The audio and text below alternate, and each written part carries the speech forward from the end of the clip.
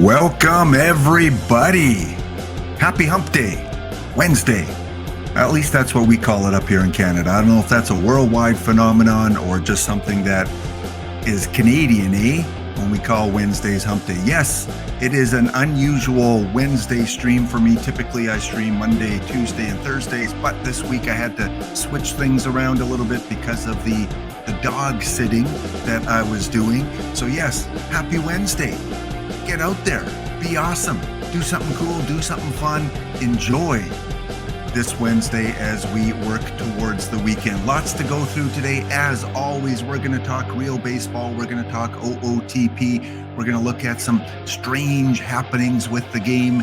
And of course, it is our Thursday, now Wednesday, giveaway. Yes, it is the giveaway today. We will look at least a couple of the teams that I run, the Gladiators and the Blue Jays. We will open packs, and of course, it is Wheel of Destiny time. We get started with our 16 final tournament to find out who was the greatest baseball team that we've played with so far on these streams. So stay tuned, guys. Roll that beautiful 30-second intro.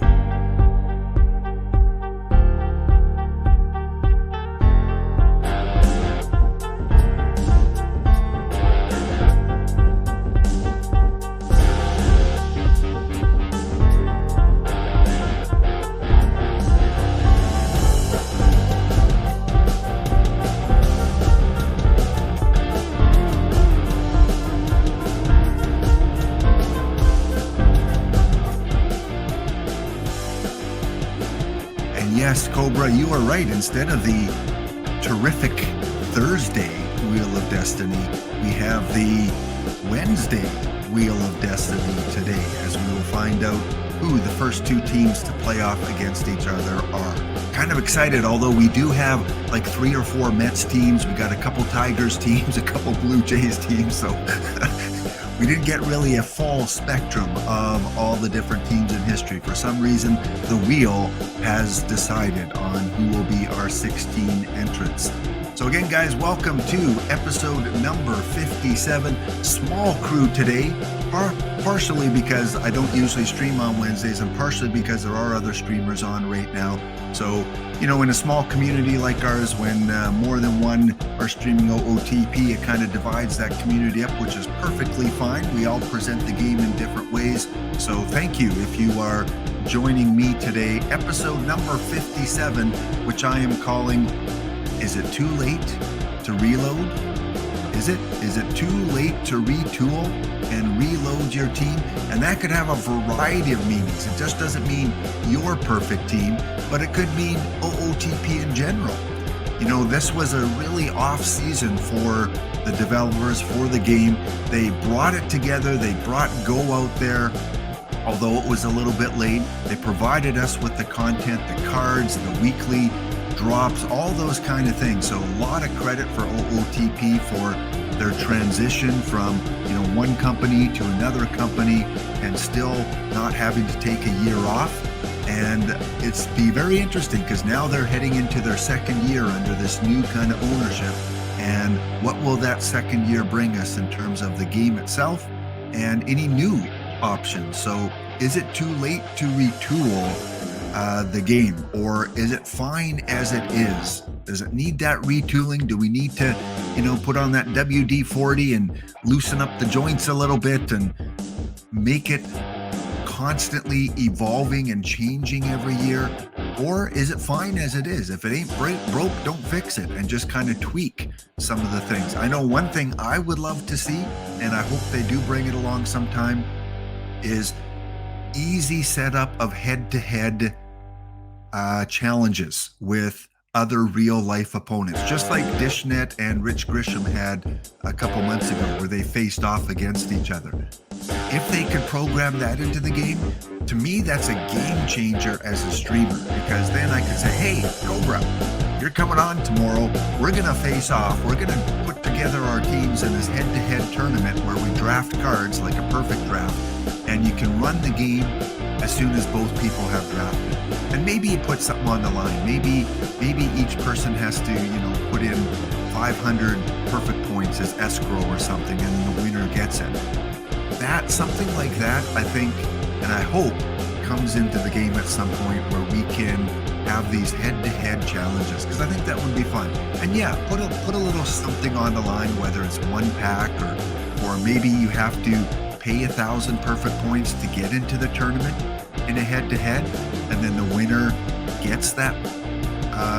They take their cut just like any kind of site does, where they take their rake, maybe 10%, and then the winner gets the remainder of it. Or you put in 1,000 perfect points, and the winner of the head-to-head gets a standard pack or 5 standard packs. But I know they have mentioned that in the past.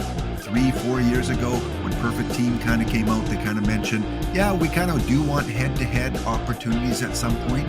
Right now, I think the smallest tournaments are 8 players that can get involved. I'd like it down to 2 or even 4, or have it so the theme teams can kind of set up their own little tournament and see which theme team is the best. So those kind of things, I'm hoping in the retooling of OOTP will come along at some point. All right, yes, let's turn down that music. But it is a Wednesday. Sometimes you need a little bit of a shake-up on Wednesday, don't you? Don't you? Or are we all old Gen Xers and baby boomers and we need to turn that music down? As my wife likes to say, turn that music down. It's too loud. All right, sorry about that, guys. We do have the music down now. And just looking over the chat, it's Burns Day. Oh, Burns Day. So Burns in, what is today? January the 25th. So some haggis, some toddies, neeps for dinner. I'm not sure what a neep is, Ted. McMinn, and yeah, Scottish Burns Day. So welcome. Yeah, you must be showing on my tracker here the one person from the UK, from Scotland. Got a few from the United States, a few from Canada, and as Cobra says, yeah, head-to-head would be awesome. You could hand me an L? Does that mean you could hand me a lot of perfect points? Well, thank you, Cobra. Nice of you to hand me a lot of perfect points if we played head-to-head. Ooh, the challenge is on now. Come on, OOTP, bring us that head-to-head tournament. Or any kind of tournament where I could come on stream and whoever's on right now, I could say, okay, I'm going to set up a 6-man tournament. Here it is. Bing, bang, boom, set it up. Everyone has to put in 1,000 perfect points. We draft our team. And then by the end of the stream, we kind of know what the results are. That would be, to me, how OOTP could retool, engage the community a little bit more. And I would imagine a lot of streamers would take advantage of that opportunity to get involved in tournaments. So we'll see. We'll see what the OOTP 24 version has in store. Turnips. Oh, that's what neeps are. Turnips. Okay, yes. Yeah, I don't mind turnips. I'm not a big fan of parsnips, which are kind of in the same family. But yeah, turnips are pretty good. Well, enjoy Burns Day. Is that kind of... Is it a big holiday in Scotland? Is it a big day that people celebrate? You know, kind of like in Canada, we would celebrate Canada Day on July 1st. Or is it very individual? Like it's kind of, some people can take it or leave it. Maybe it depends on how long they've lived in Scotland, what their Scottish tradition is, family history. I'm sure a lot of new immigrants probably don't get involved in Burns Day because maybe they don't know the history as much. But yeah, is it one of the big times in Scotland? Curious to know that. Always like to know a little bit about different histories. Well, guys, we are talking about retooling. As I've said many times, my first purchased version, I kind of looked at the game and played demos of the game when they had demos back in 09 and 10. But my first purchase of the game was OOTP 11. Again, it came on CD-ROM for the PC, a DVD, and it was hard to find in Canada. Had to go to many different computer shops, and they didn't carry it because, hey, why would they? It's Canada. It's not a popular brand at that point in Canada. So went out, found the game at a local computer shop and tried it out. And it moved me away from the Mogul computer game, as I mentioned yesterday, and a lifelong fan, a big fan of OOTP. Now, it's had its challenges, obviously, through the reiterations or iterations of the game.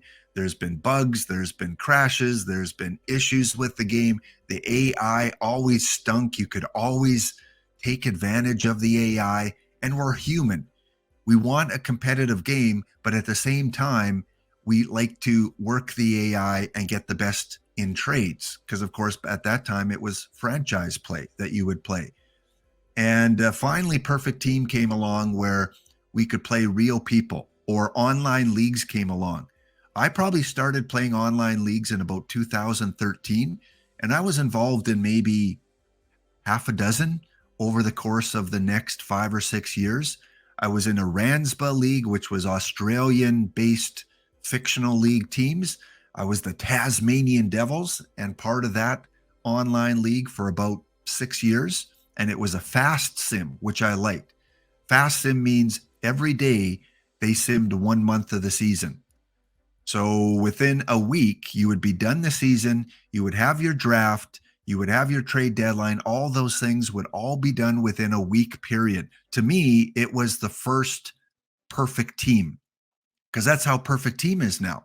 They finish a whole season in a week and they have their playoffs on Sunday. That's how this online league was back in about 2013.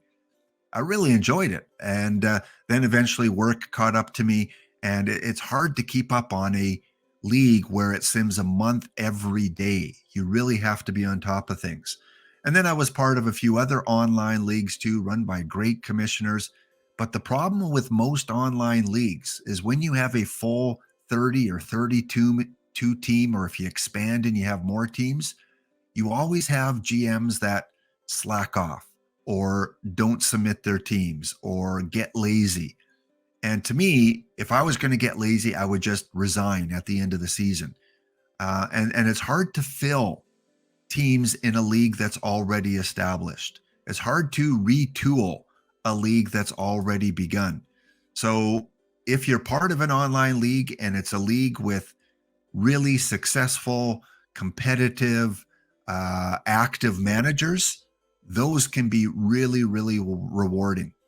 I think Perfect Team took a cut into that because now they're kind of running online leagues with the cards that you can draft. Oh, cool. Ted, you're in Canada now, but the whole family still celebrates it. Excellent. Good. Yeah, it's always cool in Canada. We are a multicultural nation, and many cultures still celebrate holidays, events from their history. As a Ukrainian background, I still, we have our kind of Ukrainian Christmas, Orthodox Day, even though I'm not Orthodox, but that Ukrainian culture, we still celebrate, after the first week of Westernized Christmases. So January 6th, 7th, 8th, kind of in that area, we celebrate that Ukrainian Christmas. So it's cool to see that people of different backgrounds and cultures still have a soft spot for some of these holidays. So yes, enjoy Burns Day, and hope you make the most of it on this Wednesday. It's probably a little bit better when it falls on a Friday or Saturday. So yes, OOTP 11 was my first game. I still check once in a while. eBay, every once in a while, you still see people put up the hard copy of it, which now for me is like a collector's version. I guess you could still play it because obviously modern day computers would play. They're very old, kind of like playing EA NHL 2001. But again, that nostalgia of my very first game, still having the hard copy of this game, brings back a lot of memories. So welcome, guys. We have now about 50 people here, including now a couple from the UK and one from Mexico. Welcome. If you are watching this from Mexico and are tuning in, wherever you are, at work, at home, at play, whether it's morning, evening, or mid-afternoon, welcome to the channel. Of course, I am based in Alberta. near Edmonton, Alberta, and we are experiencing a heat wave. Yes, it is a heat wave in Alberta right now. We are +1, +1 degree in Alberta. So that is much better than what it usually is in January. I know a lot of you guys get to brag. Yes, Miami, you're at 83. Cubs fan Steve is enjoying a nice 79 degree Fahrenheit. And of course, in Central America, very warm. Here is Edmonton showing at 28 degrees Fahrenheit, which is one of the warmer spots in Canada. You can see usually we're at the bottom, or usually we're at the bottom where it's really cold. Eureka, as I've showed you many times, but if you haven't been to the channel, Eureka is way up here in a territory of Canada called Nunavut. And of course, Eureka is a small, very tiny community where we can't peek in the windows on Google Earth, but we can see some of the key buildings. That is Eureka, currently the coldest place in the Americas right now at -42 degrees Fahrenheit. So yeah, you can see, if you're down in Florida, way down here, it's a long way. It's a long distance. That must be at least a full day air flight, I would think, to get up to Eureka from Florida. So yes, those are the cold spots. Those are the warm spots. Yesterday, I gave my weather report, and I said a system was moving in through kind of Houston and Dallas and New Orleans, and some tornado activity, and then Ohio and Kentucky and Alabama and those kind of places. We're going to get some rain and snow. So I wonder how your snow situation turned out if you're in the upper part of the Midwest. I know Oklahoma got quite a dump. Ohio and Gorgo, I'm sure, got a little bit of snow and rain too. Again, guys, if you're new to OOTP, go check out their main website where you can get all the information that you need, all the questions answered. You can download the game if you don't own it yet, or you can wait for the next version in a month or two. You can purchase Franchise Hockey Manager, a nice little hockey simulation game, and you can get the mobile version, OOTP Go, on the fly.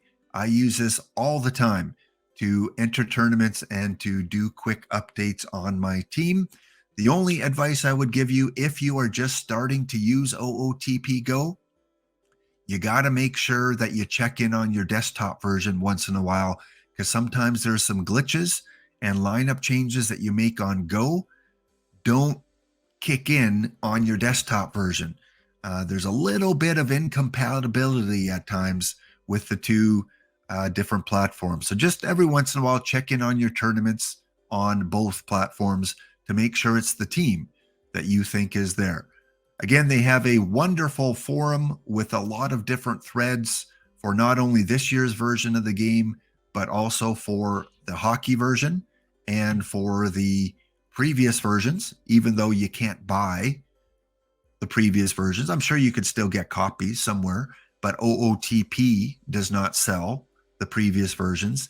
And you could join the Discord or listen to their weekly podcast, or every couple weeks they put out a podcast on all the big podcast platforms. Just search up OOTP.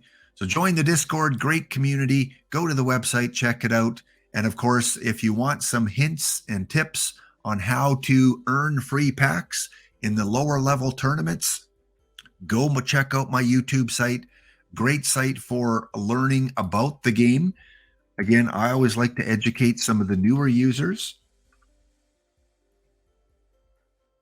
or users that want just a little bit more of an edge on, and as a lot of people tell me, Lap, I watched your tutorials. They were good. They helped me out, and they help things click a little bit. And to me, that's a compliment. If I can help things click, it's like when I was a teacher and a student didn't understand a concept and I'd present it in a different way, and that light bulb went off, and then they're off on their own and they can handle everything else. So I'm hoping that's what I can do. I hope I can turn that light bulb on and make things click for your pack adventures in getting some of those free packs. And I have to share a comment with you. I won't put it who it was by, but again, this is why I do these things, to help not just new users, but here is someone that put a comment on one of the videos the other day. This is someone that's played the game since OOTP 4. So 19 years ago, they started playing this game. And it was just recently that they came across my video, and they didn't touch Perfect Team because to them, it was a cash grab. They saw it as an EA, a Madden, an NHL, FIFA kind of situation, a microtransaction system where it would just bleed money out of them. And I don't play those games. I don't do the ultimate teams in EA games because they do require a lot of pay to play. And so this user or user of the game said, I'm not getting involved in Perfect Team because I know what it's all about, microtransactions. But they watched my videos and they said, maybe it's not. Maybe you can play this game for free at a high level. So they started playing the tournaments and now they are sold on Perfect Team. So for me, that is such a compliment when someone that's played the game for almost 20 years just gets into Perfect Team because they came across my video. So that's why, guys, I repeat that, almost every stream. I talk about the videos I created because if I can reach out to 1 or 2 people every week and get them involved in Perfect Team, that helps all of us because that means more teams, more packs are being opened, more competition in tournaments. And I think that just benefits the whole community. I don't get any kind of kickback from OOTP to promote it other than providing drops for you and any kind of Twitch or YouTube residue that I get, which again, isn't a lot. Like I said before, it pays for a little bit of my coffee, but I do this because I genuinely, as a teacher, want to spread the message and get more people involved in the game because I love OOTP and most of you love the game as well. Again, today is the 10 standard pack giveaway to 2 different users. I am only on until 3 p.m. Eastern time, so I will be doing the draw probably about 2:50, somewhere around there. We'll get our winners entered or our contestants entered, and we'll do a couple draws for 10 packs. And yeah, Rob Fan kind of agrees. He says that at first that's what he thought Perfect Team was too, but he was surprised at how much you can do very quickly by managing your resources. And I love how you kind of put that phrase, that manage your resources. That's truly what it is. You are your manager of your Perfect Team, and you have to decide, am I using my perfect points on packs? Am I using it on the card shop? Am I saving them? What am I going to do? And you have to decide the path going forward. I'm more of a play the waiting game. As you guys know, I'm a pack hoarder. I still have 500 packs on my main team. My main team has not put any money into the game. The only money I put into OOTP 23 is purchasing it. That's it. And I've managed my resources to a point. I'm in Diamond. I've been in Diamond for many years, and I have 500 packs still. To me, that is pretty good management of resources. Whereas I could open all 500 packs, and it would probably definitely improve my team, maybe get me up to perfect level and keep me there longer. But I'm the kind of person that I know better cards are coming out and we're almost at the end of the cycle. So I'm running out of time, but tomorrow there's new cards. And then we have a couple milestone missions still. And then we have the second last week, I forget what they said, the ultimate set or something along those lines. But in 4 weeks, 3 weeks, we are going to get, I think, the best release set, packable set that we've seen the whole game. And that might be the time to rip the majority of the packs, because there's still going to be at least 6 weeks, 8 weeks of playing this game before the new game is going to be released. Because the new cards, they stop coming in the middle of February. At the very earliest, we'll get a new game at the end of March. So there's still 5, 6, 7, 8 weeks of this version to play.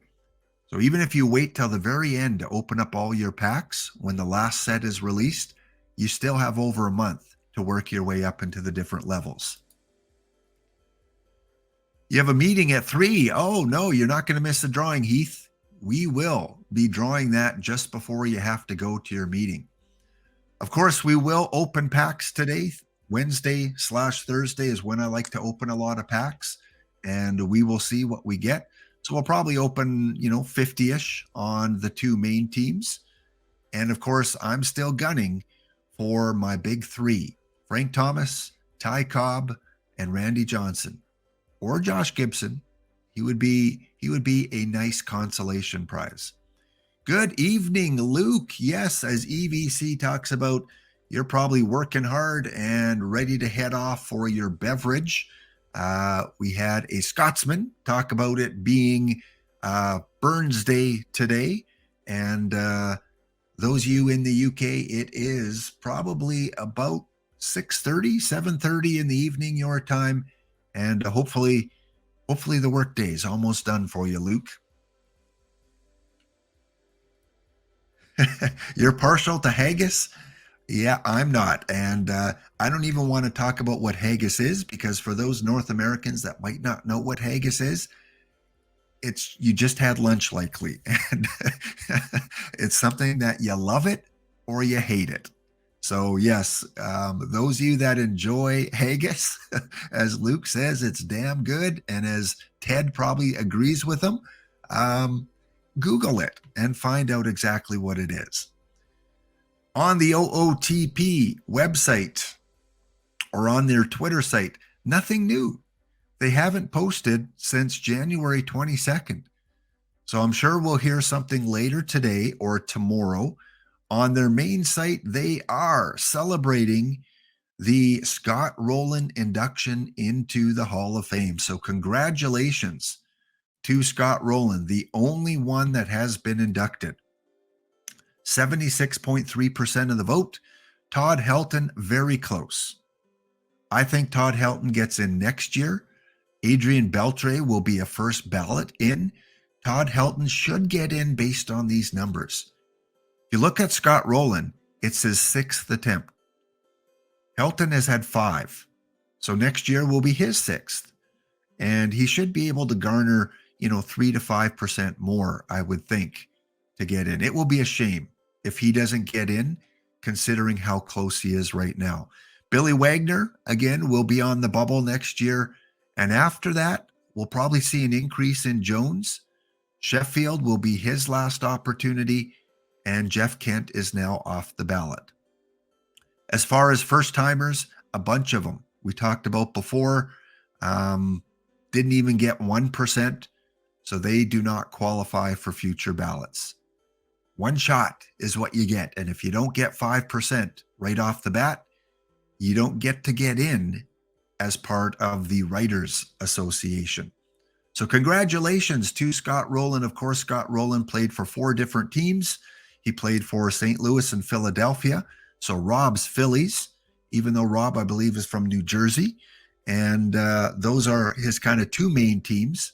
And then he played for the Reds and for the Blue Jays. I believe he finished his career with Toronto with their old logo. I never liked that logo. No. When we talk about Blue Jay logos, that one gets a thumbs down. Wasn't ever a fan of that 2000s style logo. I love the traditional one. I love the powder blue uniforms that they wore, that the Expos wore.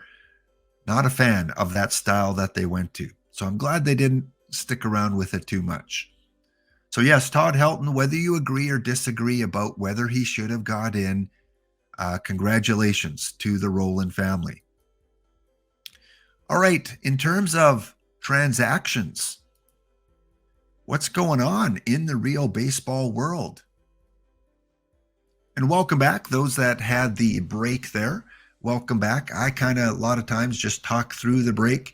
We were talking about Hall of Fame and Scott Rowland getting in. And thank you again to those that have followed recently. Senor Itchy. Would you be the one viewer from Mexico? Even though it's spelt a little differently than I'm used to seeing Senor. So welcome, Senor Itchy. And again, Mr. Black, who followed yesterday, Cool Nana 333 who followed, and to all my subscribers, thank you. I've got 13 now. You need 15 to get that magic new emote capability. So I'm getting there. So thank you guys for subscribing. And if you do subscribe, it's commercial free, it's ad free.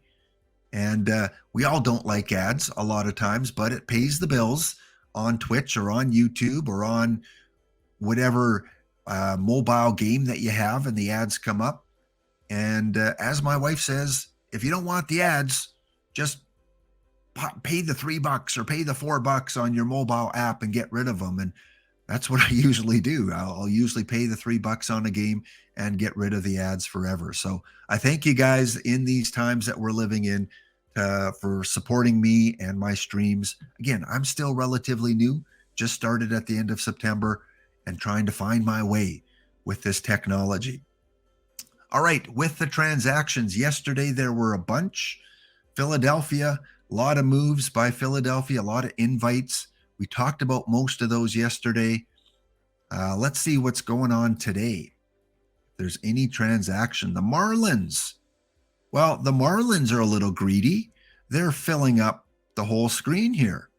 And it looks like all invitations. So it's still early in the day. Yuri Perez, that's a name that I think is in Perfect Team. That name looks familiar. So he's invited to spring training. Other than that, again, I'm not a big expert on the minor league players. None of these names jump out. But yeah, well, I'm sure we'll see more as the day goes on. Yesterday, Red Sox signed left fielder Adam Duvall. Matt Barnes gets designated by the Red Sox. What other names are familiar? Tommy Pham is signed by the New York Mets. There's a name I'm familiar with. So the Mets keep on signing players. And then they have to designate someone. So Taylor Saucedo, he gets designated for assignment. Anthony Kay, former Blue Jay, who was picked up, I believe, off waivers by the Cubs, and now he is sent down to the Iowa Cubs. Royals trade Mondesi to the Red Sox for Josh Taylor. And, of course, we talked about yesterday the other Taylor going from the Royals to the Minnesota Twins. And a Rodriguez gets sent out of Seattle to Tacoma. Nice to have your farm teams close by. Tacoma, Seattle. All right, what's going on in the chat here? We've got the UKers going here talking about haggis. I kind of like the angry, I thought that was haggis talk, Ted, that you came in on. You like the Angry J logo? Yeah. I never owned any merch of that J brand. I always bought the retro stuff. So I'm glad they abandoned that. You had 3 actual Blue Jays in the backyard. Yeah, in Alberta here, we give the birds food. We always have some bird feeders and give them food. And we daily have between 10 and 30 Blue Jays out in the backyard, which is really cool. They're kind of like a magpie, honestly. They are. They're kind of like a magpie. But, you know, they got the coloring and they got the cool look. And, of course, they got the baseball team. It's not the Toronto Magpies, although I bet there is a baseball team named that somewhere. But, yeah, we get a lot of Blue Jay activity in our yard, too. So, Rob Fan, you missed tomorrow's Perfecto. So you're trying dead ball. Good luck. Good luck with that. Lots of competition. Both are in the 1920s. Yeah, you only need 3 good starters. So I like to draft my starting pitchers early, perfect level, diamond level. Definitely, you got to get your 3 starters before the end of gold. You don't want a silver starter because they're going to play a lot and they're going to pitch most of the game. And then maybe get 5 relievers. I don't know what the minimum is. Maybe get 5 relievers and go with 7 or 8 pitchers. I can't remember what the default is where they won't let you set a lineup based on your pitchers. I think it might be 7. But anyway, yeah, get your 3 high quality starters. To me, they're more important than big time hitters because it's dead ball. There's not a lot of home runs. It's dead ball. So you want your really strong pitchers. All right, moving along into a new segment I like to call, where the users get involved. I like to call, well, this just happened. So anytime I see something weird or quirky, or anytime I play you guys in tournaments and I happen to notice it, I'm going to bring it up on stream because you guys are part of the stream just as much as I am. And, well, this happened yesterday. In one of the live bronze tournaments, I met up against Rob and his chessmen. And you can see the Blue Jays went over to the other side of the pool. And then we eventually went to the finals of this second tournament. So this was one tournament here on the left where I beat the chessmen in an elimination game to make, I think, the final 16. And then in the tournament right after that, my team went to the finals. And we lost out in 2 games, but hey, we still won 5 standard packs. So like I said, if you want to get involved in tournaments, go do that. Go check out my bronze live tournament play video on YouTube and build a team. It's really cheap. You can build a team for under 1,000 perfect points. For live, it's the cheapest one to enter. It's the cheapest one to build, and you could probably enter 15 of them a day because they take less than an hour to complete the whole tournament. So once you get booted out, you can enter another one right away. So yes, this just happened. And the other interesting thing that happened is another follower of the channel mentioned that his team, perfect team in gold, had a triple play. They executed a triple play. I've seen that, but I haven't seen it that often. So the triple play was 5-4-3 versus a team called the Atlanteans. And the funny thing is, they lost the game 12-2. So they got the crap beat out of them in this game, but they got 2,000 perfect points as an achievement. So if you're going to go down and you're going to go down hard, it's nice to have 2,000 perfect points as a prize. Please give me prizes for all the beatings I get in perfect team. So quite the accomplishment. So yes, that was Heath. Heath sent me that on Discord. And please, guys, like if you have some cool things that happen in game, screenshot it and send it to me in Discord. Because I'll put it on the stream. I'll talk about it because I love when these things happen. I should almost even create my own Discord channel just for, people to submit things that I can put on stream. So Heath wrote up the little situation, kind of the play-by-play. It was Tops Machado to LaJoie to Cooperstown Fox. So that was a triple play. Machado to LaJoie to Fox. And the batter was Frank Thomas, the hardware Thomas, Frank Thomas, the hardware heroes. So he hit into the triple play. On base was Joe Morgan and King Kelly. And as he says, they're not the slowest guys. These are speedy guys on the base path. So yeah, Frank Thomas must have really served it up. It must have been a line shot. And I don't know if it was a line drive and then the players were off their base path or if it was a ground ball. Heath never sent me that if it was a a line drive or a ground ball type of triple play. But either way, quite the cool thing to happen. So yeah, every once in a while, if I see some cool things going on in the game, or if you see some cool things in your league play, just screenshot them, send them to me, and you'll be part of, well, this happened. It was a ground ball? Okay, so there you go. So that must have been one hardcore ground ball to Machado. So thank you, Heath, for sending that. And like I said, guys, if things like that happen to you, for you or against you, feel free to send those to me on Discord. All right, moving along. A little bit later, we are going to play our first elimination game from our Wheel of Destiny, our Wednesday Wheel of Destiny. These are the 16 teams that qualified over the last couple of months. So usually once a week, I played a game, we spun the wheel, and these were the winners.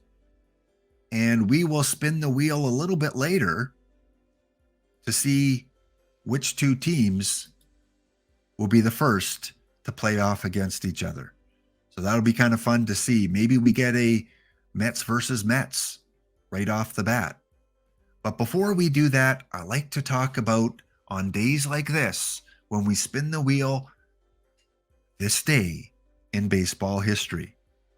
It is Burns Day, but what else happened on January 25th in this day in history? Let's go back in time. Students, here's your first quiz. Who is this pitcher? Who is this pitcher that is in perfect team and one of the better pitchers out there?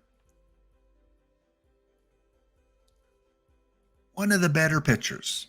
I think he had a Platinum 4 card. And based on the hand he's holding the ball in, should give you a little bit of a clue. Any guesses?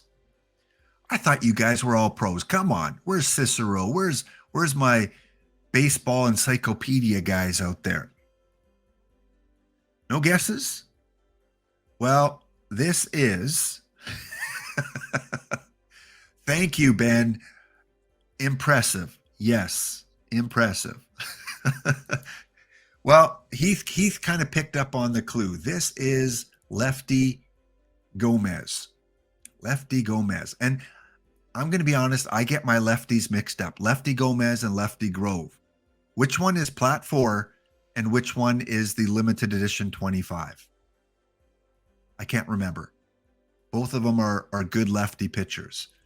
So Lefty Gomez on this day in 1943, so we're talking, what is that, 80 years ago today, he was sold to the rival Boston Braves. Yesterday in our World Series, it was the Yankees versus the Braves in 1927, and the Yankees won in Game 7. Well, 80 years ago, Lefty Gomez was sold, not traded, not demoted, he was sold to the Boston Braves. Gomez would then, what's it say here? Gomez will never pitch in a game for the Braves, who decided to release the veteran southpaw, and he would eventually sign with the Senators, making one start and never pitch again. He allowed 3 runs in 4.2 innings. So here's a case 80 years ago on the declining end of his career, wanted to give it one more shot, traded or sold, didn't make a go of it with Boston, tried again with Washington, and had a bad outing, and that was it. I'm curious how old he was. We'll have to look up his card a little bit later, how old he was. So that is Lefty Gomez, 80 years ago. Also, on this day, here's another one. Pitcher that you might have grown up watching if you're a Gen Xer or a baby boomer. One of my favorite pitchers as a kid. Anyone catch the name? How about this guy? Who is this guy? He's a pitcher. He has a limited edition card. I pity the fool. I pity the fool, Luke. I pity you for calling him Mr. T. No, this is not Mr. T. This is close, not Mr. T, but Mr. P. Yes, this is Gaylord Perry. So the San Diego Padres on this day in 1978, so 45 years ago. Wow. We're getting old. If we remember Gaylord Perry pitching, we're getting old. 45 years ago, the Padres acquired Perry, who did a lot of traveling, moved around a lot, and they got him from the Texas Rangers. They gave up Dave Tomlin and $125,000 in cash. He would go on to win 21 games for the Padres and capture the Cy Young Award. I'd say San Diego made a good investment. And not only that, did the Padres in 1978 wear the cool brown and yellow uniforms? Because I love those uniforms. So yes, Gaylord Perry would win 21 games for the Padres, and all it cost the Padres was $125,000 and one Dave Tomlin, who had I think an okay career. I don't think he had a spectacular career. As Rob says, crazy that there was an era where older owners sold players to pay off their debts. Yeah, exactly. Because they're wrapped up in a lot of business ventures, right? They own companies, they own other businesses, and they run short in cash. So you sell an asset. And that's what players are. They're assets. They're like that Spider-Man 1 comic book that you have. If you need cash, you sell it. And that's what they did. They sold off players to pay off other debts or to use it for other investments. Yeah, perfect analogy there. Next up, we move to 1999. Remember 1999? We're going to party like it's 1999. Famous Prince song. When everyone thought Y2K was going to be the end of the world, and oh no, 2000 Y2K, the world is going to end. Hug your dog, call grandma now. And yeah, I mean, I kind of bought into it then a little bit. Well, I didn't buy into it, but it was like, is this real? Are all computers and all banking systems going to shut down on January 1st because they can't handle the new century, the 2000 year? Were you guys around? Do you guys remember that Y2K scare? And then on New Year's Eve, seeing the celebrations in Australia and across Europe. And yeah, the lights stayed on. Things kept going. But on this date in 1999, 24 years ago, this one is difficult for me. It is extremely difficult to see Tim Raines in an Oakland Athletics jersey.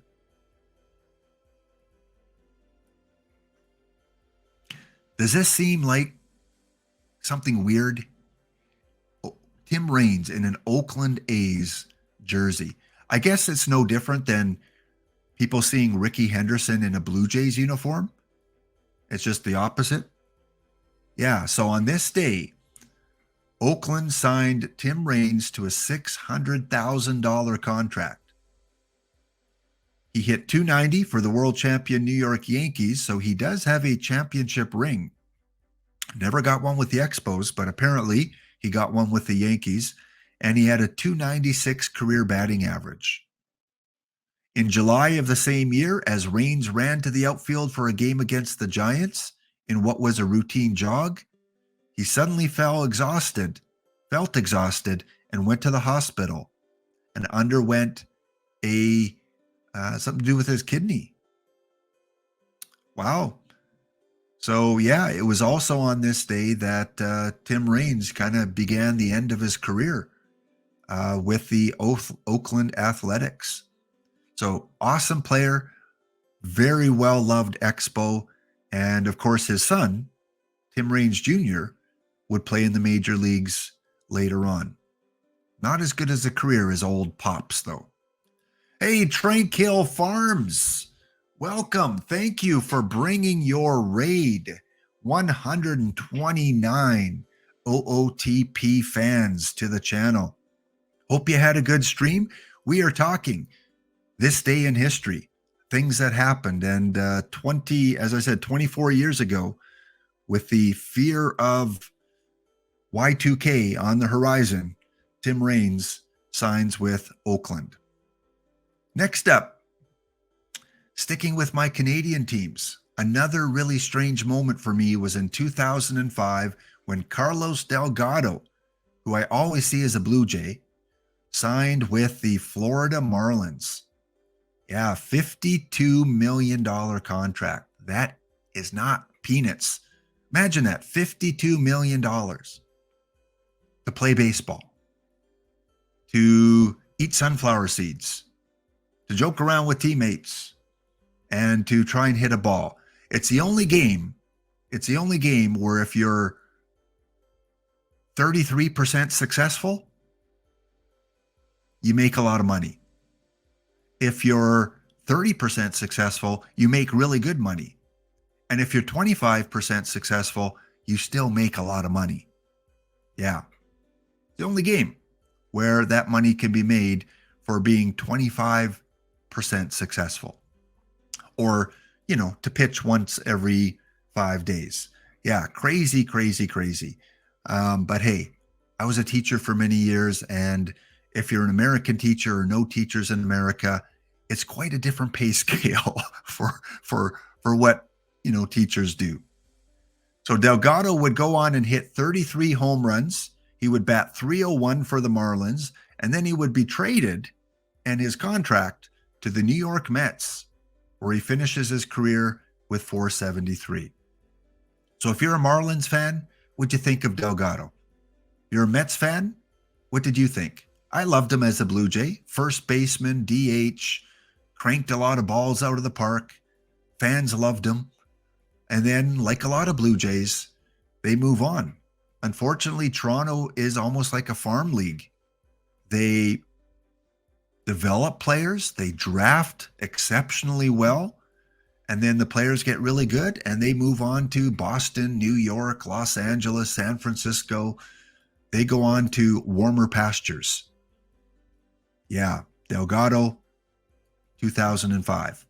So again, welcome guys to the stream. If you're just joining from Tranquil Farms, there will be a giveaway coming up in about an hour's time where you will have a chance to win 10 standard packs. We will give away that to 2 different people. So stay tuned for that. And we will be spinning the wheel of destiny in just a little bit to find out who is going to make the round of 8 in our all-time playoff series. And if you don't know what that's all about, stay tuned. We'll do that after the next break. Also on this day in history, January 25th, 2011, 12 years ago today, I forgot Mike Napoli was a Blue Jay.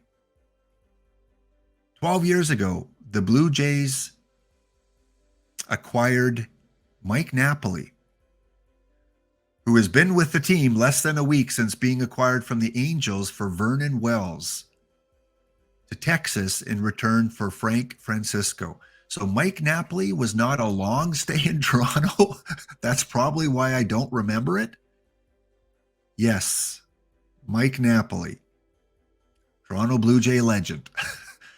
So yes, he would be part of the Vernon Wells deal, another Blue Jay who I wasn't as big a fan of. I like Delgado, wasn't a Blue Jay fan. Yes, Timbuktu, much too early. Much too early. And way too many tickets. That's like, going to a carnival and having to get on the, Splash Mountain, and you need 10 tickets to do that. No, you only need 1 ticket here, but not till later. So you might have to stay in that recess. You might have to stay, Timbuktu. Unless you really are from Timbuktu. But I think I remember you're from Eastern Canada, if I remember. So yes, Mike Napoli. And our last this day in history, as a big hockey fan, I have to shout this out. 9 years ago today, Dodger Stadium would host the outdoor NHL game. The Anaheim Ducks playing the Los Angeles Kings. Yes, usually every day in January, there's an outdoor hockey game. And this has been going on for about 15 years. This year it was held in Boston, in Fenway.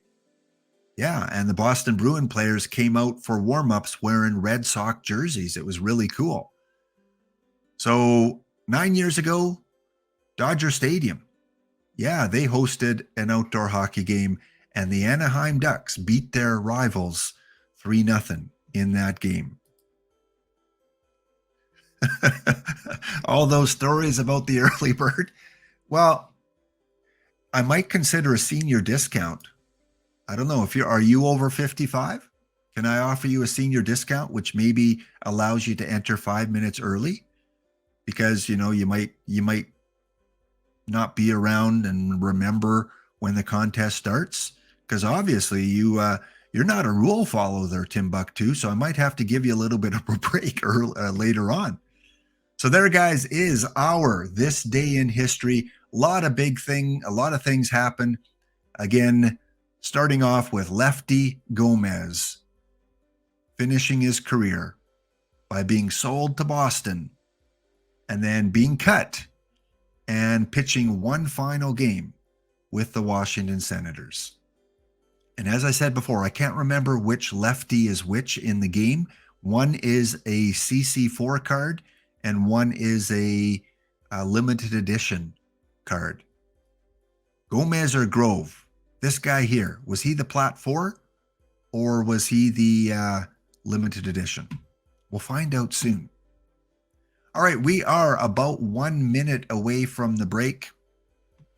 So as we prepare for that, just a little reminder that I will be raiding into the one, the only, the biggest Reds fan I know, who must be excited about a lot of the prospects coming up.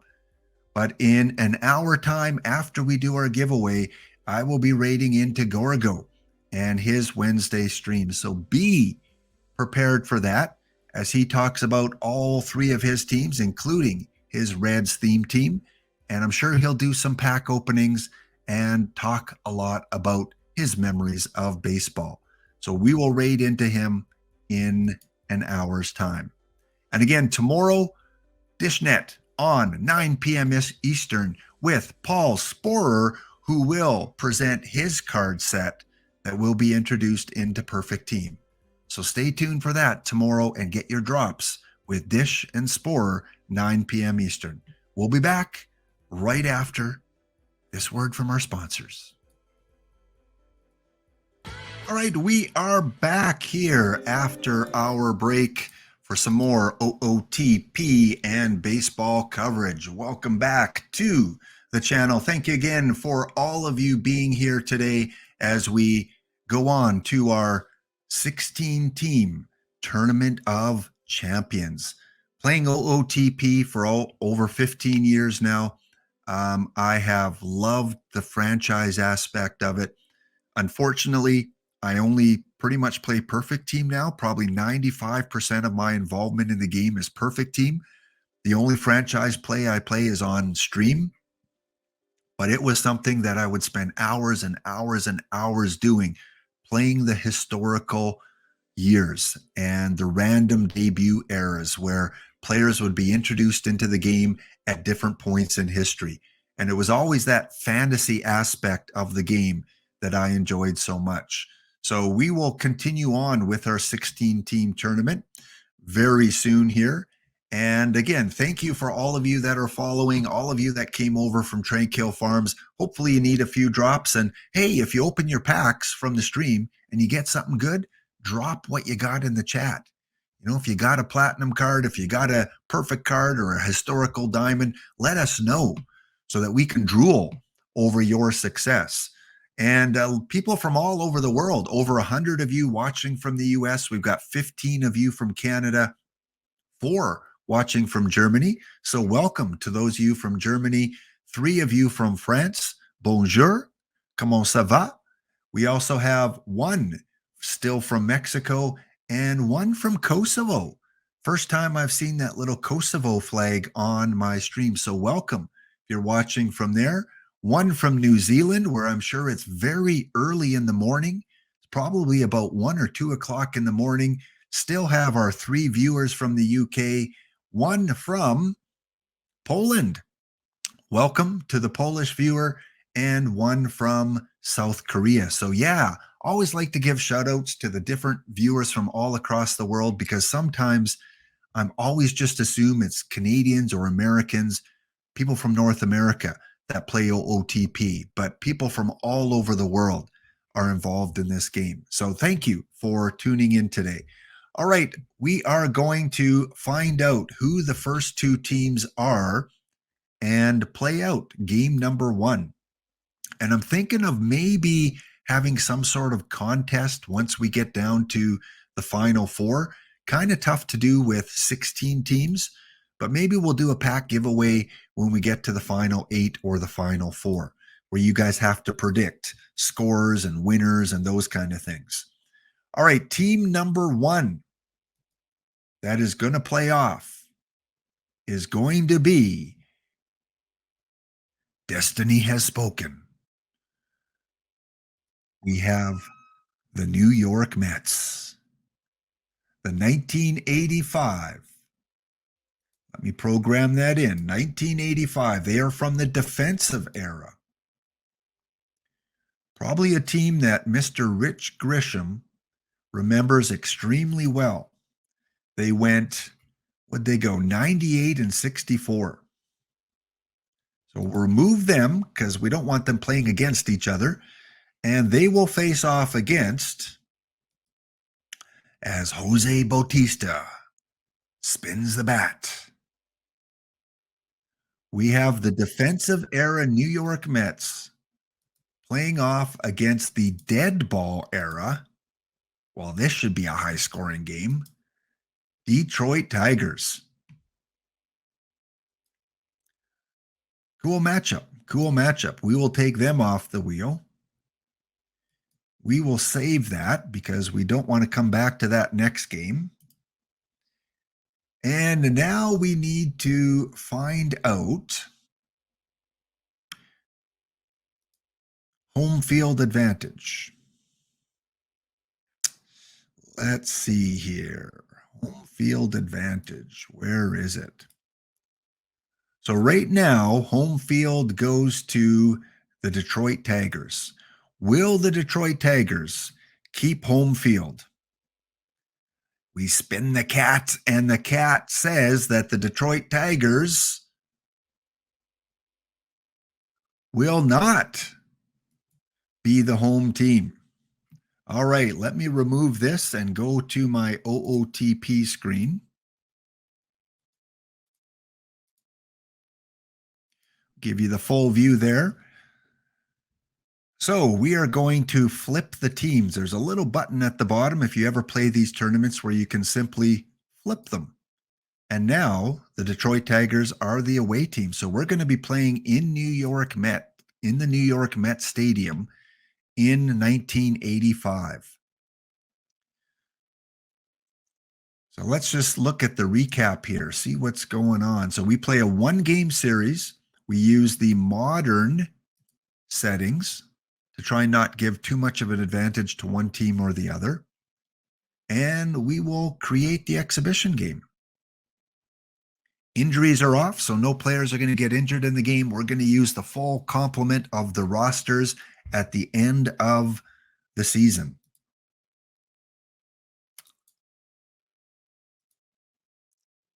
What do you guys think? Put in your predictions. Who's going to take this game? Is it going to be the 1905 Tigers or the 1985 Mets? I know Tranquil he ran a tournament as well over the last week, and I don't know who ultimately came out of that, if he's finished it yet. But we're going to go with the top 16 of teams that we've looked at when we've been doing this little segment.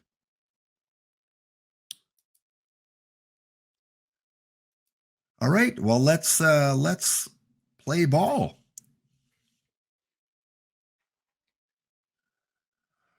Here is your starting lineup for the 1905 Detroit Tigers. Leading off, Chris Lindsay. Then we have Matty McIntyre. Sam Crawford, who has a wonderful Wahoo Sam, as they call him. You learn something new every day. Wahoo Sam Crawford, who has a Plat 4 card, one of the best outfielders in perfect team right now. Played from 1899 all the way up to 1917. Finished with a 45 WAR, and we're playing the 1905 season where he hit 297, 75 RBIs, and 171 hits. So we are getting Sam Crawford in the prime of his career. So he is hitting third. Ty Cobb. I never knew Sam Crawford and Ty Cobb played together. 18-year-old Ty Cobb. His first year in the league. So we are getting raw rookie Ty Cobb. He only hit 240, so I don't expect a lot out of him in this game. Limited play. He only had 164 plate appearances and was a negative WAR. He wouldn't really take off until the 1907 season. So cool. Ty Cobb, Sam Crawford. Germany Schaefer hitting fifth, playing second base. Lou Drill will be catching the game. Bill Coolin batting seventh and playing third.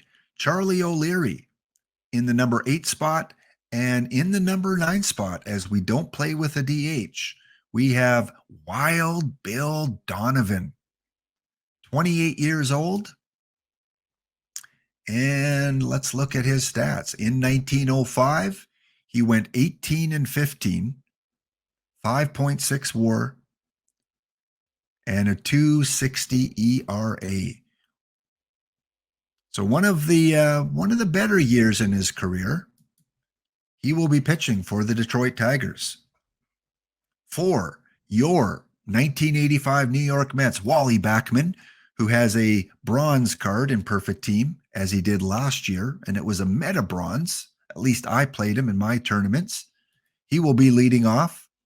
Keith Hernandez, 31-year-old Keith Hernandez, will be batting second. He would hit 309 in 1985, and he would have 10 home runs, so not really known as a home run hitter.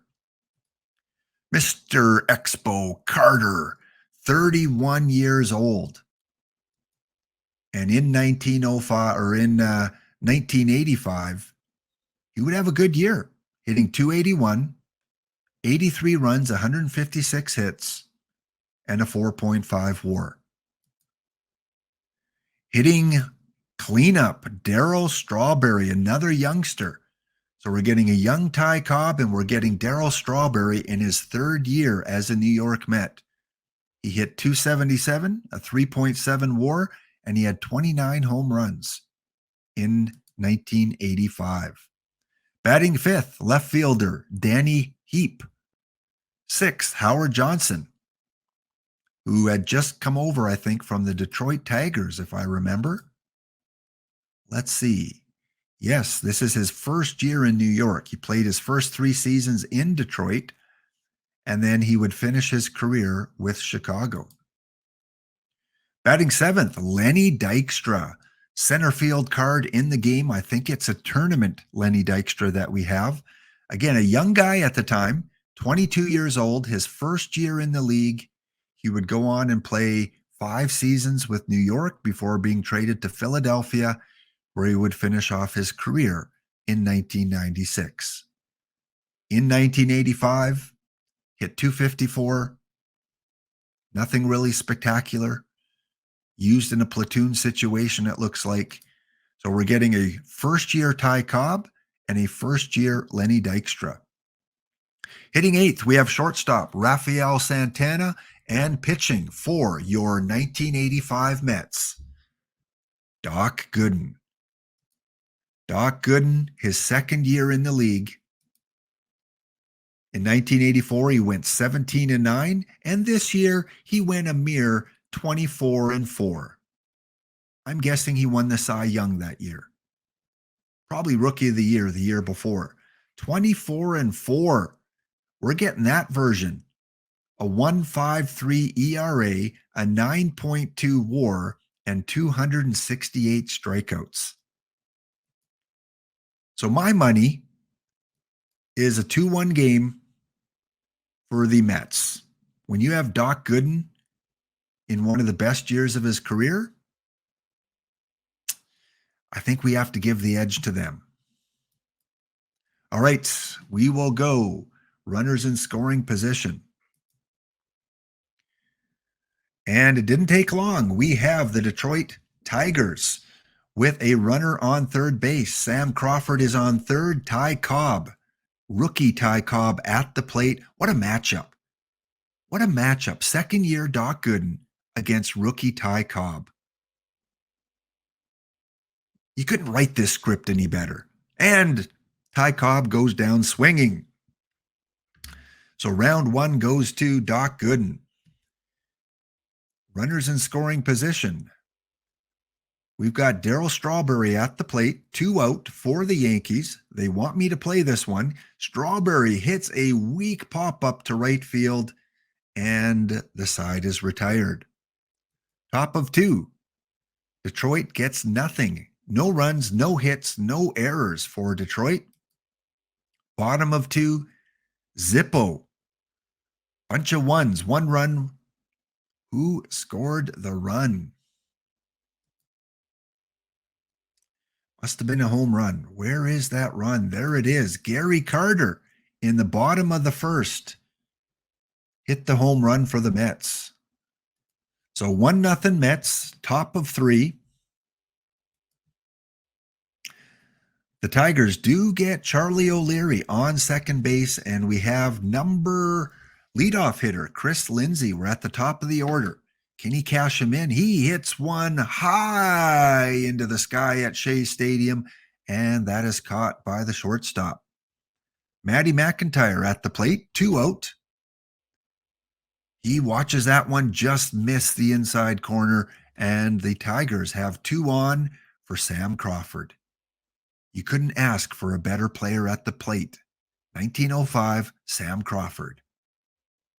And he takes a walk. Gooden is off his game, 2 walks in a row. He's got 3 Ks, 3 walks, and round 2, second year Doc Gooden up against rookie Ty Cobb. Cobb hits one. Is that going to make it into the outfield? That is not going to drop, and Gooden escapes the third inning. Cobb is 0 for 2 against Doc Gooden. We go to bottom of 3. The Mets have Rafael Santana on second base, and Doc Gooden now at the plate. Nobody out, and he bunts a clean bunt. That is going to move Santana to third base as Wally Backman comes to the plate. A weak ground ball that will hold the runner 2 away for Keith Hernandez. He watches it on the inside corner. Bill Donovan, strikeout of Keith Hernandez. We go to top of 4. Germany Schaefer. Really good speed. Look at that speed on Schaefer. Ground ball hitter. 29 years old. And he would play a few years in Detroit. We're getting the 1905 version where he only hit 244. Bill Coughlin at the plate. Nobody out. Runners on first and second. Is this a double play? Yes, the Mets turn the double play, but it does move Germany Schaefer to third for Jack Warner. And he takes a walk. 6 strikeouts for Doc, 6 walks for Doc Gooden, 3 strikeouts. Bill Donovan, the pitcher, at the plate. He goes down swinging on a Gooden fastball as we move to the bottom of the 4th. And the Mets look to expand on their lead. They have runners on second and third. Strawberry on second. Carter on third. Danny Heap at the plate. And the ball gets away from the catcher. That is going to score Carter. And that will be a 2-run lead.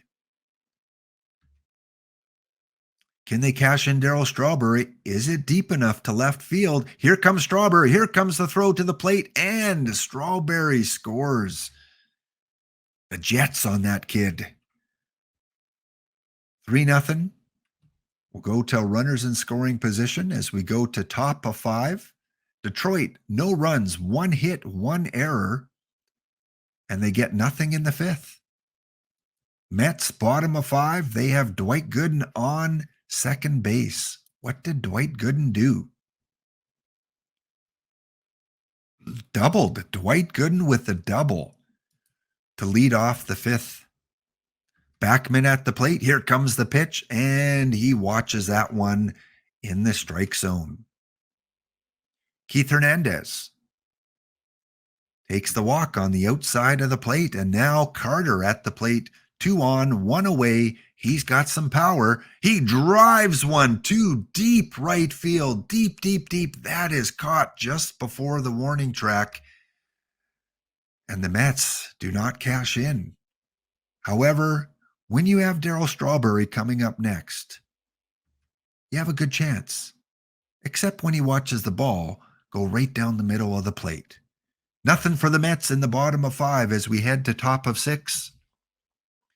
Detroit threatening with Lou Drill on second base. Bill Coughlin at the plate. A weak grounder to short. That will do it. Nothing for Detroit. 0 runs, 2 hits, 1 error as we go to bottom of 6. Mets only get a hit, nothing else. Top of 7. Well, Detroit again has Chris Lindsay on second. 1905, Matty McIntyre at the plate. He drives one to center field. That is going to be an easy out as we head to the 7th inning stretch.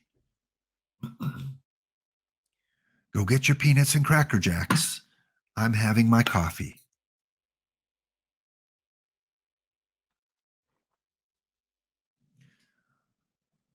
All right, we are in the bottom of the 7th. New York Mets with a 3-0 lead over the 1905 Detroit Tigers. I always appreciate a good coffee drinker. Toast. That's a toast to you, Jason, with your coffee. Mookie Wilson at the plate, but we're going to go to runners in scoring position, and Mookie Wilson must have got a double. Let's check this out quickly.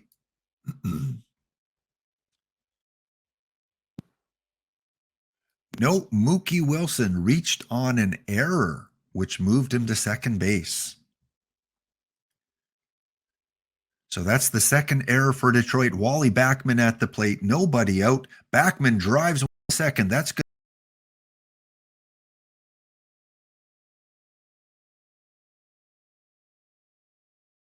Will they send him home? I think so. Any ball to the outfield. This should easily score Mookie Wilson. Here comes the throw. And yes, it is cut off. And Wilson holds up. He did not want to test the arm of right fielder Sam Crawford. Well, Sam Crawford has a decent arm. I think I would have tested the arm if I was the manager. You have a 3-0 lead. Test his arm out. What do you got to lose? Except you do have Carter at the plate. 2 away. We have Mr. Kitson, Frank Kitson, on in relief. Here comes the pitch. Carter drives one to third. This should be a routine play. That retires the Mets. And we go to top of 8. 3-0. Sam Crawford at the plate. Dwight Gooden still on the mound. Here's the pitch. Crawford, a weak fly out to left field. No, to the shortstop. Didn't even go that deep. Ron Darling on in relief of Doc Gooden. Rookie Ty Cobb at the plate. 18-year-old Ty Cobb. Darling at the time is 25. Cobb is 0 for 2 in the game so far, I believe. What's he got in him this bat? What's he got? He's got another strikeout. Ty Cobb. Believe me, he will become good. Just not in 1905. Germany Schaefer, 2 out in the 8th. He watches it cross the plate. Strikeout for Mr. Darling. We go to bottom of 8. Darryl Strawberry at the plate. He goes down swinging. Frank Kitson still in the game. That is a fly ball to center. Should be an easy play. 2 out. And Howard Johnson at the plate. He drives one into left field. That's going to fall. That should be a single. Yes, Howard Johnson, not the speediest guy.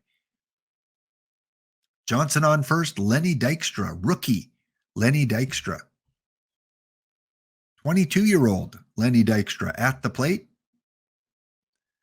And that's going to be the third out. As we head to the top of the ninth in our first historical showdown, the 1905 Detroit Tigers, no runs, 3 hits on 2 errors, and the defensive era 1985 Mets, 3 runs, 5 hits, and 1 error. We have the number 6, 7, and 8 hitters coming up, and then I'm sure a pinch hitter for the pitcher. Jesse Orozco, who has a card in perfect team, 28-year-old Jesse Orozco. And in 1985, he had 17 saves, a 2.73 ERA. Yeah, he's the guy you want in. Lou Drill at the plate. And that's one away. Yeah, Jason, I agree. You learn something new with OOTP every time you open it up. I did not know Sam Crawford, who is a card we all covet, was nicknamed Wahoo Sam. Wahoo Sam.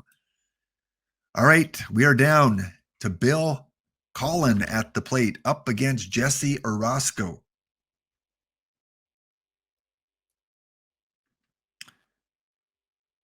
He drives one. Is that going to fall? That is going to fall. A little blooper over Wally Backman's head. And Detroit finally has something going. Only their 4th hit of the game. But they have shortstop Bobby Lowe up. Look at those ratings. I don't think he'll hit into a double play. He's got probably decent enough speed. He's a fly ball hitter. Some gap power. But he's not going to hit the home run. Utility guy. This is your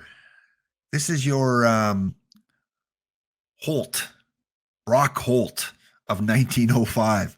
Look at this guy. Bobby Lowe is the new Brock Holt. He can play 6 different positions. But can he keep the inning alive? And he goes down swinging. And the Detroit Tigers are down to their last out. And the coach brings in George Wabash. George Wabash. Wabash George Mullen. There's a nickname for you. We're just going to call him the Big G. A little easier to pronounce. The Big G. Oh, he is a pitcher. He is a two-way player. He's a two-way player, 25 years old. Hopefully he'll take the walk because he doesn't really have much else going for him. George Mullen, Jesse Orozco, 2 out, bottom of 9. And he hits one right to the shortstop. And the 1985 Mets are the first team to advance to the round of 8. I thought it'd be a 2-1 game, pretty close. It was a 3-1 game, a dead ball era versus a defensive era team. So looking at the box score, Dwight Gooden, player of the game, he went 6 2/3 inning, giving up 3 hits, 8 Ks, and 6 walks. Yes, that's typical Dwight. Bill Donovan takes the loss for the Tigers. He goes 6 innings, 4 hits, 3 earned runs, 5 strikeouts, and 3 walks. In the box score for the Mets, we have Gary Carter, who hit the home run right in the bottom of the first inning. Also, Howard Johnson, Santana, Dwight Gooden had a double, Darryl Strawberry, and that's it for the hit department. For the Tigers, they only get 4 hits. Lindsay, Lou Drill, Copeland, and O'Leary pick up the hits. Sam Crawford goes 0 for 2 with 2 walks. Ty Cobb 0 for 4 with 2 strikeouts, and he leaves 4 men on base. So I enjoyed that. That was fun, learning about some of these old school players, learning some nicknames, and learning that Ty Cobb, in his rookie year, played with Sam Crawford. All right, we are going to exit the menu. I'm going to go back to my main team. All right, guys, we do have an ad break coming up. We will be back, and after that, we'll open a few packs, and we will have our draw in about 20 minutes. So stay tuned. We'll be back after this message from our sponsors. Welcome back. Happy Wednesday again. Thank you for just over 200 of you following once again. Thank you to Tranquil Farms for the raid, and we will repay the favor in half an hour. We will raid into Gorgo and his Wednesday stream. Thank you to Brandon Rapp. Brandon Rapp, thank you so much for the follow. You are 556, and also to Deglava 19. Deglavas 19. I hope I pronounced that correctly. You are follower 557. Thank you guys so much for sticking around. It's been a long week. I'm an old man, and this is the third day in a row that I've streamed for over 2 hours. So you know how much I like to talk, and the voice is starting to wear out a little bit after 3 days in a row. But that's what I get for dog sitting and having to move my Thursday stream. So we are going to, before we get into some pack opening, I always love doing the Perfecto drafts. And I've got my coffee friend Jason here with his Tim Hortons. And hey, Jason, you know what's coming up soon at Tim Hortons in a few weeks? Roll up the rim. Yeah. If you're Canadian, you know exactly what I'm talking about. Roll up the rim to win, where you roll up the lid on your cup. Although it's digital now. Ever since COVID, they took the fun out of it, and you got to digitally roll up the rim on your cup. So yes, that is coming for our coffee lovers in Canada. Let's do a 1992 perfect draft. I love these drafts. These are my favorite perfect drafts because you get to see all the good cards. Except they don't want to show me PUD. I don't get to see what PUD looks like. Well, no, OOTP. If I want to see a PUD card, show me a PUD card. No, it's still not showing me. Okay, well, that must mean I better take him. And I'm going to take Cool Papa Bell just for his versatility. I've seen him on some winning teams. Maybe he's a good luck charm. Hey, there you go, Timbuktu. You visited Tim Hortons when you were in Canada? I know they do have some in the northern states, like I think Michigan has a few Tim Hortons. Maybe even I think I saw one in like Carolina, North Carolina too. So I think they do have a few out there in the States. But yeah, that is the Starbucks of Canada, that's for sure. AWOL on your team, was that Cool Papa Bell? Yeah, he's pretty much a backup for me. But as you notice, I don't get a lot of good cards except for this round. Speaking of, PUD. Yeah, PUD is he either works really well, or PUD can be a dud. There you go. There's your new acronym. PUD the dud or PUD the stud. You're going to get one or the other when you take Mr. Galvin. Easy choice here. This is the easiest round I've ever had to choose 2 cards.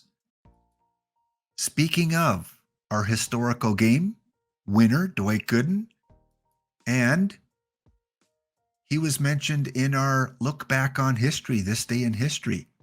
Nap Lajoie was mentioned in there.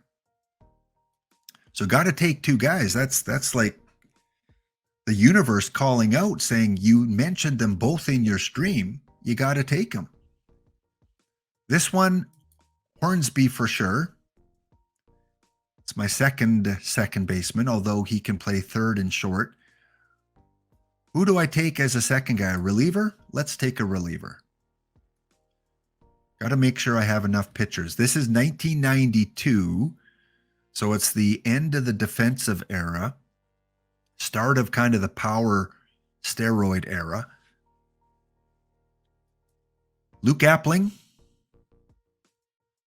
I know Lou, his value has dropped quite a bit. He's kind of worn out his effectiveness for a lot of teams, especially when they get to Diamond. But the best card art of the year by far. Do I go with spaghetti legs? Noodle spaghetti legs? No, I gotta take Lou. In tribute to Lou.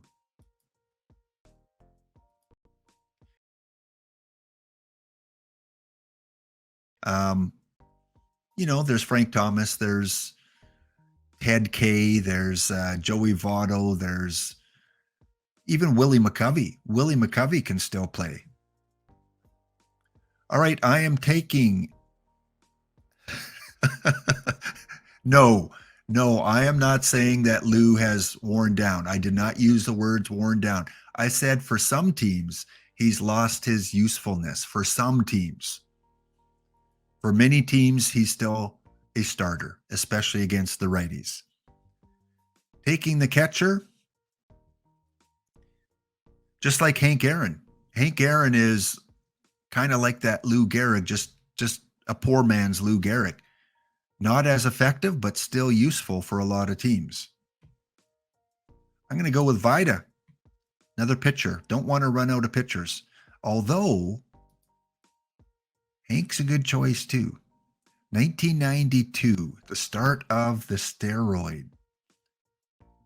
What do you guys think? Vida or Hank for a 1992 team? 1 for Vida, 2 for Hank. What do you think? Make my decision for me. 1 for Vida, 2 for Hank. I've got 2 starters so far. I've only got 1 outfielder. 3 Vidas. 3 Vidas it is.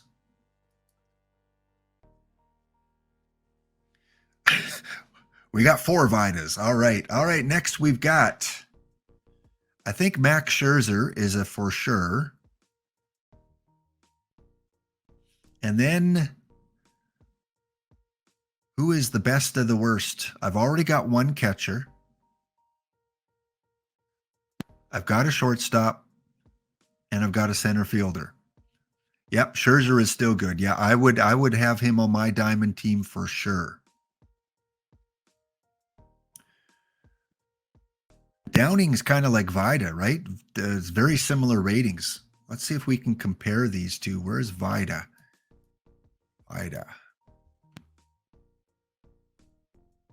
Yeah, 103, 101, and 82. And Downing, 108, 108, and 66. So, yeah, Control's a lot worse. We're in the 6th round. I'm not going catcher yet. I'm going to go Al Downing. I'm going to stack up my pitchers. I think I'm going to get a Josh Gibson or Mickey. Oh, there's Mickey Cochran. I'm going to take Mickey Cochran. And Bob Gibson. So far, usually I make mistakes on stream when I draft teams. So far, I think I've picked the best players. Warren Spahn. And almost always, I take Monte Irving. In a tournament, for a guy that can play every position, I think even he's got catcher ratings. Yeah, he's got a 3 and a 2 in catcher ratings, which I don't think he qualifies as a catcher. I don't think I can slot him in as a catcher, but I think the AI would put him in if I only had 1 catcher on the team. I think they would throw him in because he does have some ratings. So Spahn and Irving.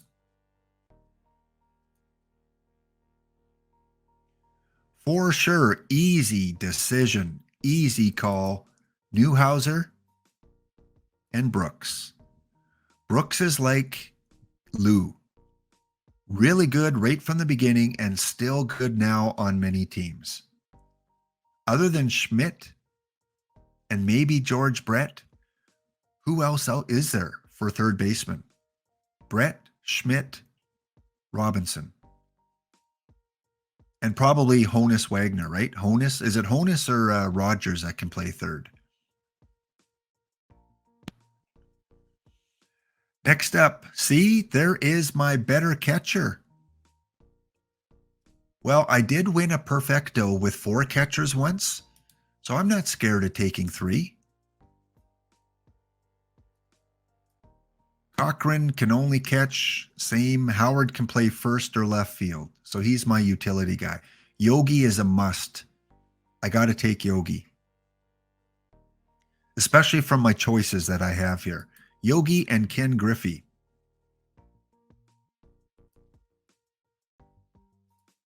Yeah, Tops, good point, Rob. Tops, I often take Arenado too if I get him as a choice. Well, speaking of bad rounds, I've got 9 pitchers. I only need 2 more, really. Do you think that's the best choices here? Really, it comes down to 3 people: Amos, Clace, and Dazzy. And I think Dazzy and Clace are the 2. Round number 12. What are we looking at here? I need a shortstop and some outfielders. Ozzie Smith and I'm only taking Tommy McCarthy because I only have 3 outfielders. Brandon Crawford, Paul Molitor. I'm good in the infield. I'd love Tom Seaver, though, as a number 12 pitcher.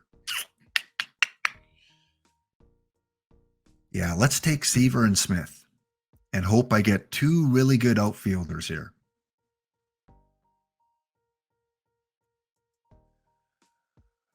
Well,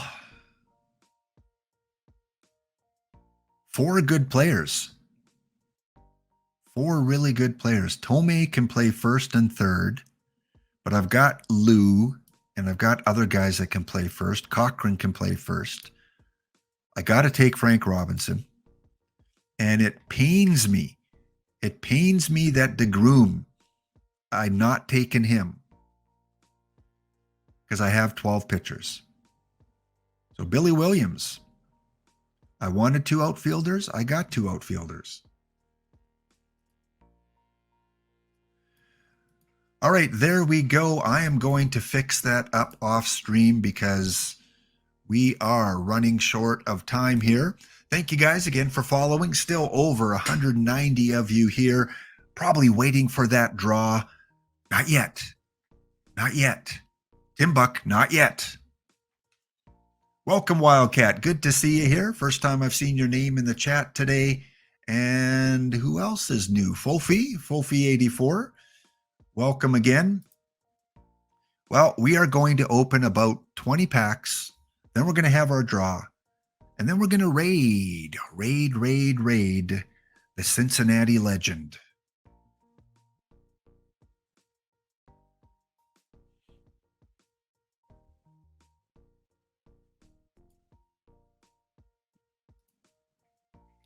I know, isn't that when work gets in the way? Like, come on. OOTP at the top, work at the bottom. I know, yeah.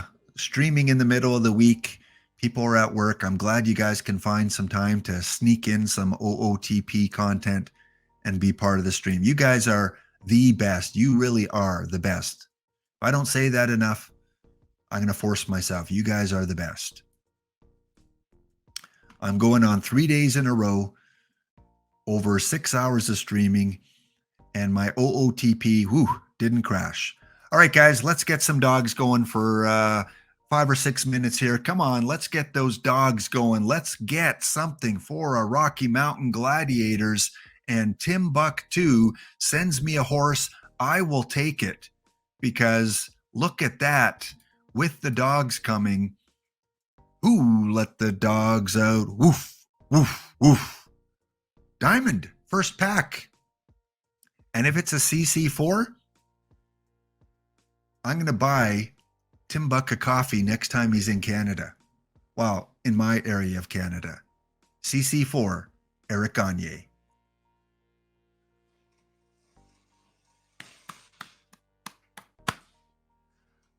Ain't that a hoot? You guys with the dogs and the support, it's you guys that are bringing me these cards. Thank you very much. Hoot Evers, I do not have him yet. He's been out for a long time. He's not worth a lot, though. Part of 2 missions. And it just completed my Mini Minoso Diamond mission. So I'm going to keep that card. Like I said, not worth too much anyway. I thought it might have been a bigger value diamond. Well played. Hey, I will take the woo-woos from EVC. But for me, the dogs seem to be working.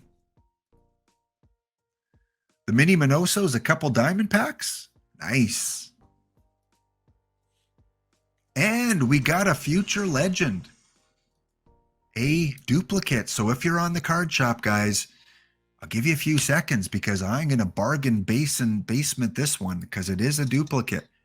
And these future legends still hold their value pretty good. I've completed one of the missions, but it is a duplicate. The lowest price is $7,000. The last 10 is just over $4,400. You guys, so nice. I'm putting it up for $3,999. $3,999? No.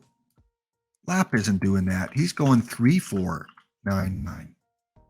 I'm going half of what the current lowest price is. So if you want an Aaron Ashby for your collection, it is on the card shop.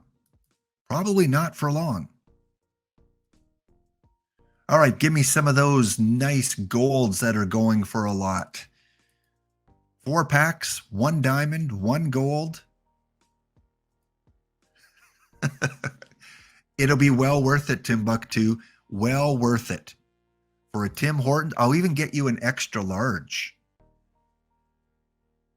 which should last you all the way your trip back. Of course, you have to pay for your way here. Ooh, I've got a nice gray card. Adam, oh, it's a bronze. We won't worry about it.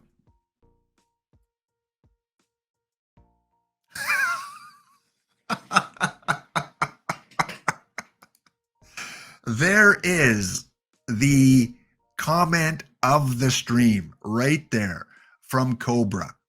Cobra, who always gets involved in my gouge or non-gouge game, which we didn't get to play this week. Apparently, my future legend undercut his 7,000 perfect point gouge. Well, sorry, Cobra, but maybe you got to price things a little bit lower.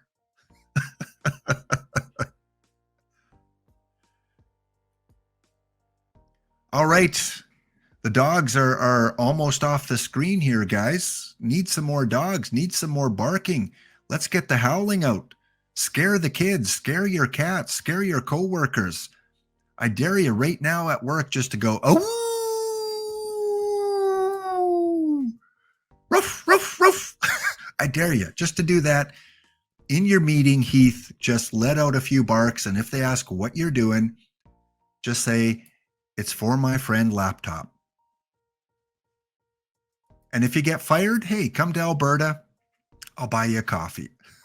You, me, and Timbuktu. Timbuktu won't remember where he is because he'll just keep saying enter, enter, enter, enter.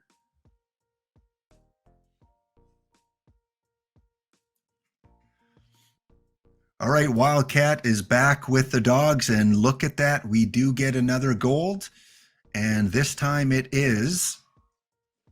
This is my 3rd Liam Hendricks in the last couple days. Part of 3 missions. All the best wishes out to him.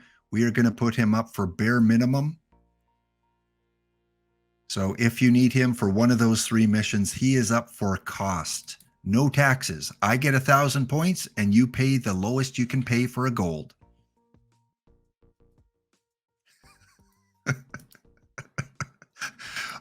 You guys are coming up with the classic comments at the end of the stream. You guys are finally waking up. Come on. Exclamation coffee. Now, if that was something that would bring me magical coffees, but hey, you know what, Tim Buck? That is when I do get to 15 subscribers, I'm going to have a coffee emote because it lets me add a few more. And you're going to be putting dogs and coffee emotes because look what it did. It brought me a diamond. Thank you, Timbuktu. And the diamond card is Hoot Evers or Sam Crawford.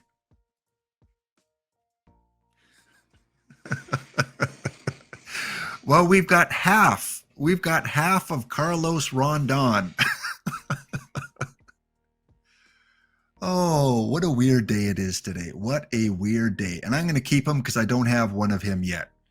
He might be in the next missions, next milestones. So that's what a exclamation coffee gets. Also gets us another gold.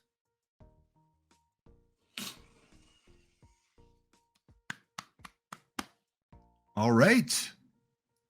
We've got a JJ, a Josh Johnson. He is a duplicate. You guys are getting lots of... Now, before I post the price, Cobra is 2,899 your price because I would not want to undercut you again. Please let me know. Is that your card gouge price up there? All right, Josh Johnson, we are going to be putting him up for... what's his level 10? 1515? Let's go 15 even. Part of the CC War 1 mission. Half price. Josh Johnson. Maybe that's your, maybe the one that's up for 29,000 is yours, Cobra. 29.99. Oh, okay. So you didn't have the big gouge price. 2 more minutes, guys, and then we're going to have our contest because we have to be done right just after 3 p.m. to raid into Gorgo. You are extremely welcome. Thank you for purchasing that card. And you didn't have to go and purchase Cobras. Thank you. All right, we will go about 5 more packs unless we get on a big hot streak and pull a perfect card.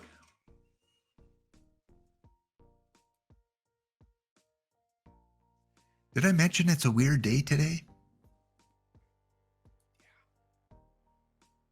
All right, again, Mr. Hendricks, you will go for bare minimum.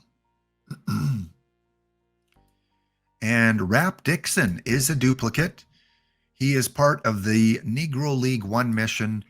350 is the lowest. 389 is the last 10. 333 is my sell price. Yeah, you don't get much deals on the Negro League players. They're good cards. And here we go. We have a Diamond Wildcat with the ecstatic emote. The emote has worked again. Not only do we get Tom Seaver, Jake Woodford, and faceless Louis Varland, we get a diamond. We're 1 for 2 in historicals. Hoot Evers and a half a Carlos Rondon. What do we have?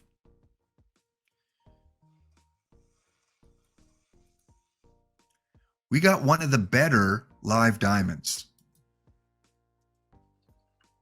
This one is part of 3 missions. If you still need Julio, I'm going to put him on for bare minimum. If I put him on for anything less, I'm going to get bare minimum back anyway. So why not give you guys a break? If I put him for 4,444, I get 4,000. If I put him for 4,001, I get 4,000. So OOTP, you're not getting the tax on me on that one.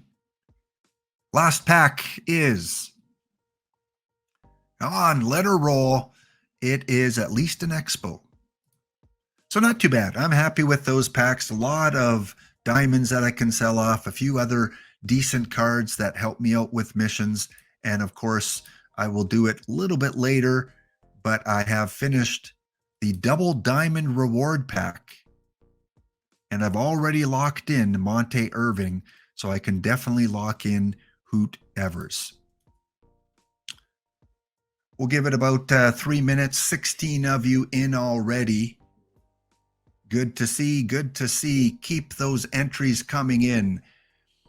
As I wind up my stream, thank you guys again so much for being part of it,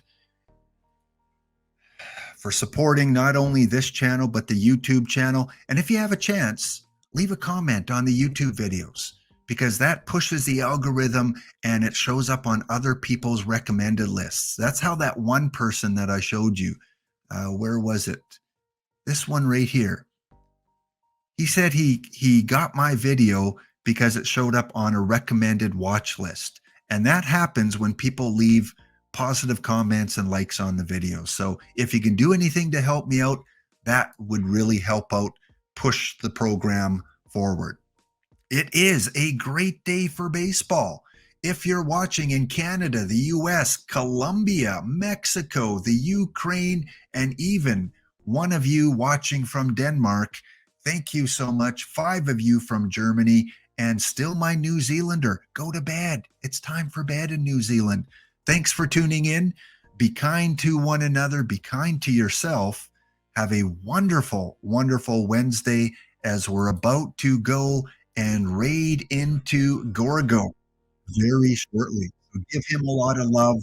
Send him a few barks, and ask him how his raspberry chocolate coffee was today. That is his coffee of choice. So we will let the contest run for another minute and 20 seconds. Gorgo.